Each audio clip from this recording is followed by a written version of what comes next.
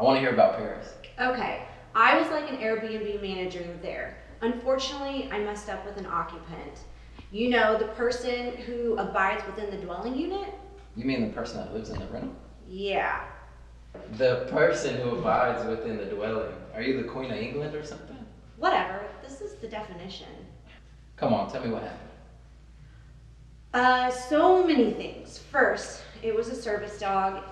In Paris and here in Oklahoma, service dogs are allowed and you cannot deny or terminate tenancy because the tenant has a guide dog.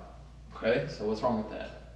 Well, I found out that the occupant had a dog with him, which was not allowed. I terminated his lease with a written notice and gave him 7 days to vacate. Ouch. So what's wrong with that? Ouch, I assume that didn't go over well. No, and here if the lease is for less than a month to month, you only have to give a 7-day notice before eviction. In Paris, it is longer. It was such a good job.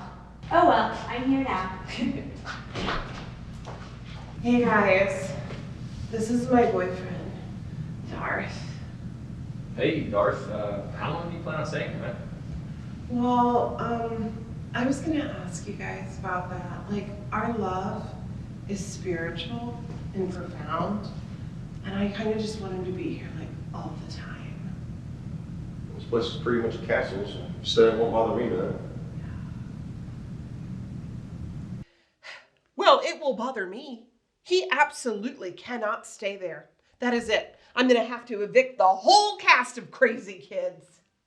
Are you sure you want to do that? You have a pretty sweet agreement with MTV. Oh, I am so sorry, Lydia, that your show is going to go off the air. But yes, I'm going to have to do it. Allowing poor rental payment habits or just poor rental behavior, period, to develop can cause rental rates to increase and can be a disservice to the residents who act right and pay on time. Okay, so you plan on evicting them? What is your plan exactly? The first step in the eviction process is to deliver a formal written notice to the violator to vacate within a number of days. We call this a notice to quit. A number of days? Can you be more specific? You can either give a 5-day notice delivered in person in writing to the tenant, or a 10-day notice can be sent to the resident's address by certified mail with a return receipt requested, and a copy is posted to the resident's door. Okay, so which one are you going to do? Well, I don't want to wait the 10 days. Did you see that kid? He was wearing eye makeup. I'm going to go by there now. Are you just going to give the notice to quit to them? Yes, I can give it to a family member who is over 12 years old. I mean, they're young, but they're not 12. Oh my God. Are you watching that stupid show again? Oh, Lydia. Hey, this is the episode from last week. I guess you didn't evict them after all. Well, things didn't exactly go as planned. I took the notice to quit over to that girl, the blonde one. Yeah, Candace. Whatever.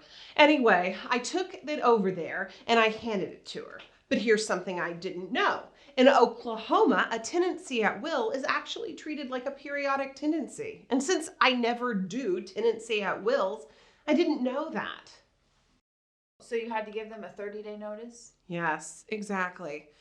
Which I did, but they still did not leave. Tenancy at sufferance. Ugh. Yeah. Who are you telling? You know what tenancy at sufferance is? It basically means that I, the landlord, have to be the one that suffers. Yes, I know what it means. Technically, it means that the tenant is in possession of the property without the consent of the landlord, either because of non-payment or the tenant fails to surrender possession after the lease terminates. Yes, that is what it is. I also know, on a positive note, that tenancy at sufferance prevents the tenants from requiring the property via adverse possession. How is it a positive note that they can't steal the house? Do you know that tenancy at sufferance protects tenants from being classified as trespassers? Which I will point out that they are. Well, sometimes this happens. Sometimes notices to quit are ineffective and further legal action is required. In the case of delinquencies, this is known as unlawful detainer action. Well, it doesn't matter. I was on the phone with their attorney, and it looks like they have to stay. What do you mean? Well, at the risk of your judgment, I might have screwed some things up. You see, landlords are required to disclose if there's been a flood at the property within 5 years. Had it? Okay, you know what, Lydia? It's right on the water. And no water had actually made it into the house, but it might have breached the garage. Oh, Lacey. Yeah, their stupid high-dollar lawyers found evidence and spoke to the neighbors. And if I had kicked them out, I would have had to pay them their deposit back, which I spent. You did what? I know that you're going to yell at me, and that's fine. So, anyway, that's why they're staying there. All 6 cast members, including that weird little couple with Darth. Well, maybe you'll come to love the show. Oh my God, I doubt it. But maybe they'll be out of there before we start chapter 20. Yeah, that's the spirit. Okay. Well, that concludes chapter 19. See you for chapter 20.